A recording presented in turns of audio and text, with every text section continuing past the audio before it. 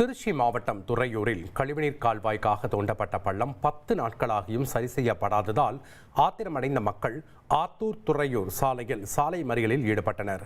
இது குறித்த கூடுதல் தகவலை செய்தியாளர் பாலசுப்ரமணியன் வழங்கிட நாம் கேட்கிறோம். வணக்கம் பாலசுப்ரமணியம், விவரங்களை பதிவு பண்ணுங்க. வணக்கம். துறையூர் நகராட்சிக்கு உட்பட்ட 14வது வார்டு பகுதியில் கழிவுநீர் கால்வாய் அமைக்கும் பணிக்காக நகராட்சி நிர்வாகம் பள்ளம் தோண்டியிருந்தது.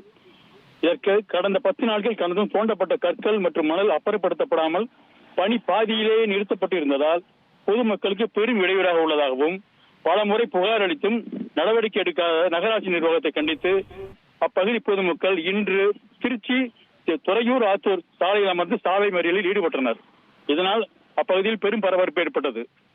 சம்பவத்தை அறிந்த காவல்துறையினர் உடனடியாக சம்பவ இடத்துக்கு விரைந்து வந்து சாலை மறியல் நடத்தி கொண்டிருந்த பொதுமக்களுடன் சமரச முயற்சியில் ஈடுபட்டனர்.